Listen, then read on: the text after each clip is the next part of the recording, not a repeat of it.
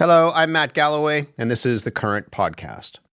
Pay up or head to the polls. An ultimatum by the Bloc Québécois is sparking a national discussion about generational fairness. The Bloc says it will work to trigger an early election unless the government raises old age security by 10% for seniors under the age of 75. The private member's bill passed its first vote in Parliament on Wednesday without Liberal support, and many seniors believe the increase is overdue.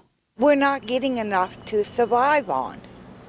Why can't they give seniors enough money that we can live comfortable? Come on, Trudeau. I mean, after all, if he was one of us, he'd be complaining. Sam Rouche, Executive Director of the youth political engagement group Apathy is Boring, isn't buying that. A lot of young people know intuitively that the situation has changed and that they don't necessarily have access to the same opportunities that older generations did. Obviously, housing, access to good jobs. And so when we're evaluating policies like changes to the old age pension, it would be important for our elected officials to explain to young people how that serves their concerns and their interests.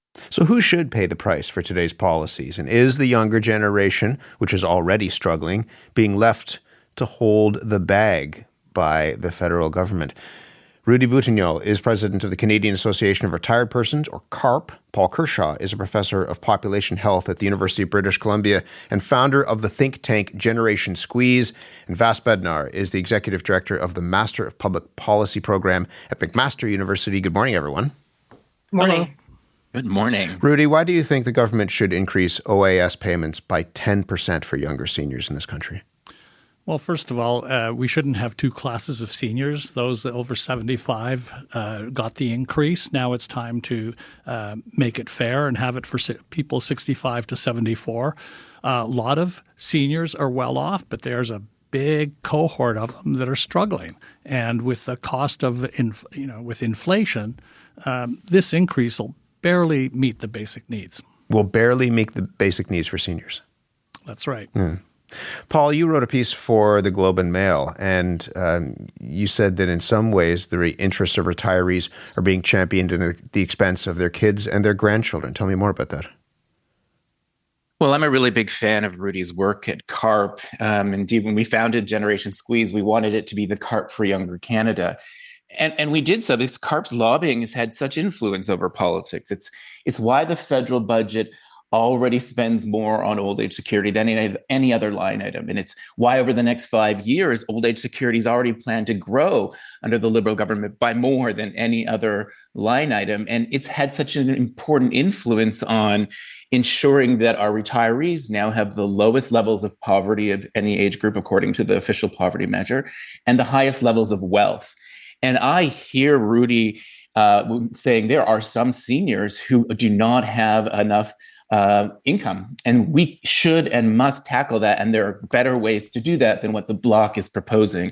And that's the key concern, because right now the Bloc is not acknowledging just the way in which the federal government currently does not invest nearly as urgently into the insecurities that younger people are facing with their housing, their post-secondary, and their childcare.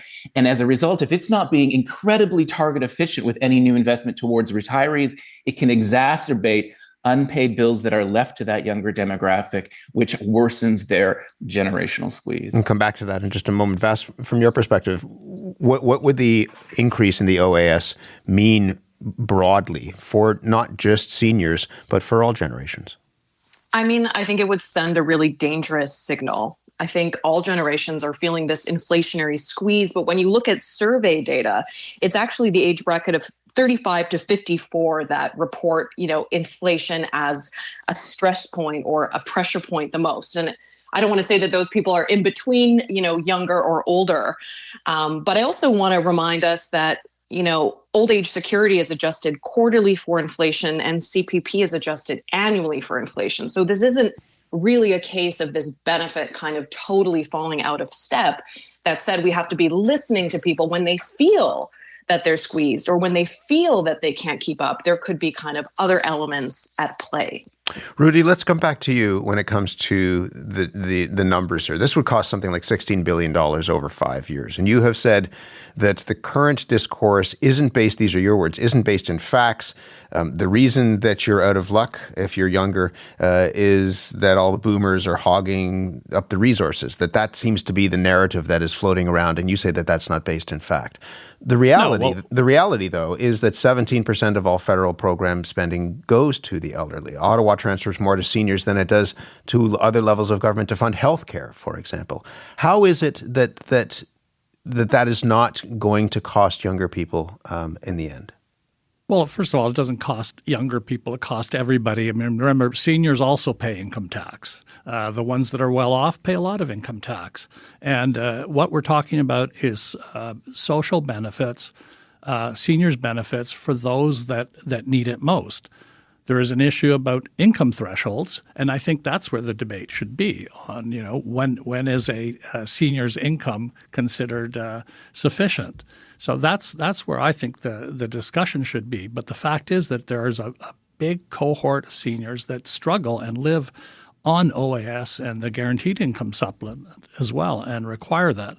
And, inflation adjusted pension increases doesn't really account for the cost of living. It doesn't account for the price of bread. Anyone going to a supermarket sees what the actual cost of living is. And it's very, very difficult for a significant part of seniors' benefits. In terms of the size of the budget going to seniors, well, it's probably close to the size of that cohort. So it's appropriate. I guess the question is, if there's the pie is the pie, right? And you are looking at dividing up the pie, how do you justify spending? And it's not to suggest that seniors aren't struggling, but how do you justify spending more, billions of dollars more, when young people are also really struggling financially right now? Well, young people are early on in their careers. Of course, I remember being there myself when the first time I had kids coming out of school. I had already had 2 children. It was really hard to get along month to month, and it's typical of young people. It's part of the struggle. That's a separate issue in terms of what are the factors. What should we be doing to helping that generation? But it shouldn't be us versus them. The reality, though, is that life is more expensive now. Housing is much more difficult to achieve. There are a few stable jobs. We know that inflation is hitting all of us in many ways. It is different than it was in the past, isn't it? Well, I'm not a believer in the good old days. It all depends on when you were born. You pick your own starting point. It's difficult for everybody when they're starting out. That's, I think, universal. But the thing is, why should this be equivocated with the issues of younger generations? The government is blowing a $40 billion deficit this year on lots of other spending. Why not examine that? Paul, why not examine that? And why does it need to be one being pitted against the other? It doesn't need to be. We don't want it to be. We want the intergenerational love around our family tables to drive what happens in politics, but that's not what is happening. And so if I can just engage with Rudy on a few issues. First, he's right that the threshold for old age security really does need to be considered. Rudy's concerned about retirees with low income and little housing wealth, but this OAS already delivers the full OAS payment to households that could have as much as $180,000 in retirement income. That's not well targeted. It is really important to recognize this magnitude of money that's going to OAS compared to other things. Over the next 5 years, $71 billion of new funding will go to old age security. By comparison, housing is going to get $6, post-secondary $5, childcare $10. Young folks today, because there are fewer younger workers relative to retirees today, by comparison with when boomers were young people. When boomers were young, there were 7 working age people to pay for every retiree. Now there's fewer than 3. And so it means that younger folks are already spending 20 to 40% more of their income taxes towards retirees today than boomers did when they were young. And finally, Rudy, it is not the case that starting out as a young adult today is like it was when boomers were in the 70s. They have to go to school more, pay more student debt for the privilege to land jobs that pay less, and face housing prices that are tremendously more expensive leaving homeownership out of reach and causing them to have a lousy consolation prize, rising rent. And all of those factors are being overlooked by the Bloc and all of the opposition parties that have supported it. Vas, what does this idea of generational fairness mean to you? I mean, it can mean so many things. I think on the one hand, we're framing it as you want to have a fair shot, right? The same kind of opportunities or the same kind of preconditions that can help facilitate your success. So that could be the affordability of housing, the affordability of post-secondary. That could be the relationship between your education and your career pathways. We see that these younger generations already have to prepare for more career shifts and changes, right? It's very unlikely you'll be able to even stay in kind of the same sector, even if you want to. So what does the fairness element mean to me when I look at it from a policy perspective? I mean, I often think about these issues in a market power context because we're sort of saying things are more expensive because of inflation. We also see that things are more expensive because of what Isabella Weber and others call seller's inflation, right? Maybe prices have gone higher than they need to be and they're going to stay that way. But I'm not answering your question yet. What does it mean to me? I mean, some of what it means is that mirroring that Paul is pointing to, and I have to sort of signal or situate myself in the debate, right? I'm a supporter of Gen Squeeze. I'm not a retired person, right? So in terms of where some of my mind is, but when you look at that difference in terms of the Canada Child Benefit, or even for young families, how we frame parental leave as being a disability, right? And can feel very punitive and very hostile. How well do you think, I mean, I ask you this in part because you spoke to the Liberal cabinet about this issue of generational fairness. Justin Trudeau was elected with the support of a lot of young people, but the last time he was here in the studio, he admitted that many of those young people have turned away from the Liberal Party and are looking at opposition parties. How well do you think the government has done, or just broadly politicians do, in serving the interests of young people? I think people have not paid attention to young people enough. Right. And I did advise cabinet. I spoke about market power and how the government can kind of take more of a sophisticated, more full court press, a whole of government approach to regulating competition so that it's like less punitive, more positive, more about breaking open markets and signaling to people, you know, you can invest here, you have a shot to grow your own company, etc. But that optimism from young people at the start of maybe this Trudeau government, you know, when we look at what's happened with housing and when we look at even these kind of fertility wars, the daycare wars, which again, I use the word hostile, are becoming very charged, very uncomfortable. I think that's, you know, not listening to not just a generation, but a generation before in terms of what it's meant and what it feels like to have a family. And Rudy, you mentioned it was tough, right? Feeling like it was tough coming out of school for you and having kids. And that's important too. And I don't want to discount that. But maybe it is a little bit different now contextually. Rudy, what do you make of that? In part that governments have not and politicians have not listened to young people. Well, politicians don't listen to anybody. They scratch where it itches. But the itch might be, I mean, the suggestion might be that perhaps young people don't vote as reliably as older Canadians. It's true. That's a factor, no doubt. But, politicians, it's flavor of the day for them. But I want to go back to something that Paul said, talked about school, right? Seniors continue to pay school taxes. Students, by the time they get out of university, 25 years, old, so let's say, they've been subsidized totally by society, by their parents, by other taxpayers paying for their well-being and their education. Nobody begrudges them. There are issues with younger people. Look, when I was coming out of school in 1975, both my wife and I were completing education in university. There was no child care subsidy for us. So things do change. And I just don't believe that there's such a thing as the good old days. It really depends on what your situation is today. My point is we shouldn't be pitting one generation against the other. How old were you when you bought your house? She's asking, how old were you when you bought your house, Rudy? I bought my house like 10 years later. 10 years after I got out of school. Which for many Canadians right now would be unimaginable. How much did it cost? How much did it cost? It cost $78,000, and the sweetener was a vendor take-back mortgage at 16.5%.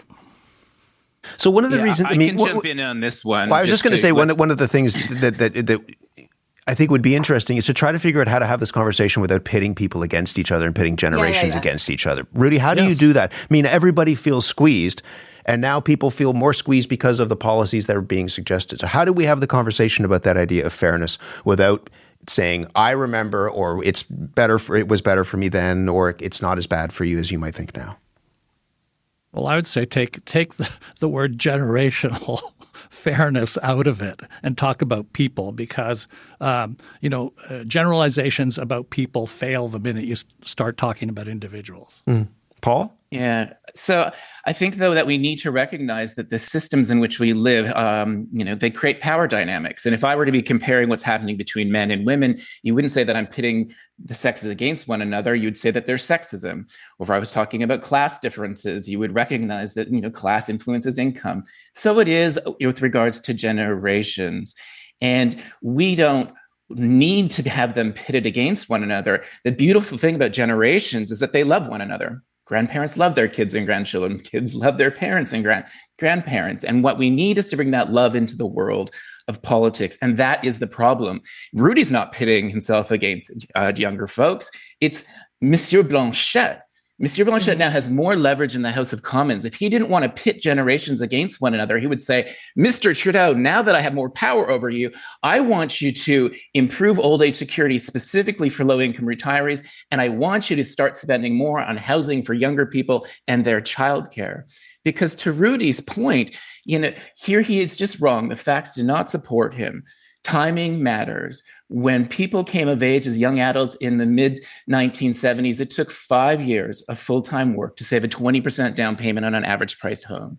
Now across the country, it takes 17, and it's 22 in BC and Ontario. That's just a fundamentally different way in which hard work is required to cover your major cost of living, and we must adapt for that. But right now, Mr. Blanchet is saying, we'll adapt for others, but not those who actually are facing the biggest economic insecurity. Fastest last couple of minutes.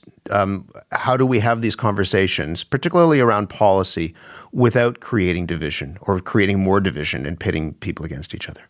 I mean, one of the things we have to do is keep having them, first and foremost, right? So I really appreciate that message of the intergenerational love and being kind of cautious. I think putting these elements into perspective, and also developing our policy ear, right? People are talking about these pressures in all sorts of ways all the time, but maybe they're not using these words, right? That we've been using: OAS, market power, inflation.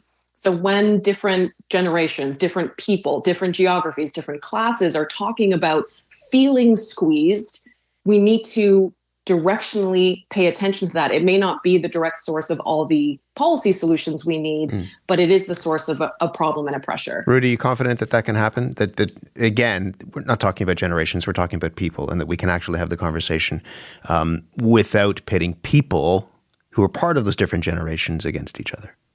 Yes, of course, because in the end of the day, when we're talking about the different generations, we're talking about the individual families, for instance, and whatever benefits are gained today are going to be eligible or available for younger people tomorrow. And in a nation of homeowners, a lot of those people are going to inherit their parents' wealth. So we're not talking about people from different planets. We're talking about people within the same families. And so we need to sit down as a family and discuss, hey, how do we make this better for everyone? Glad to have this discussion this morning. It does feel like the beginning of something much larger. In the meantime, thank you very much for this. Thank you. Have a great day. Rudy Boutiniel is president of the Canadian Association of Retired Persons. He was in Hamilton, Ontario. Paul Kershaw, professor of population health at UBC and founder of Generation Squeeze, which looks at the issue of generational fairness. He was in Pitt Meadows, British Columbia. Vas Badnar is executive director of the Master of Public Policy program at McMaster University and author of The Big Fix: How Companies Capture Markets and Harm Canadians, a book that comes out later on this month. Your thoughts on this? What does that idea of generational fairness mean to you? Are you talking about this in your family? Let us in on those conversations. You can email us, thecurrent@cbc.ca.